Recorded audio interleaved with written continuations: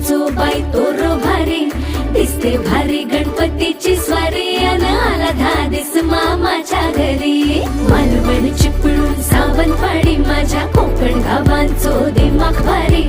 दिसते भारी गणपतीची स्वारी माझ्या कोकणा वाटे तुम्ही वलवा गाडी धमाधमान हाका गाडी माझ्या कोकणचो रस्तो नागमोडी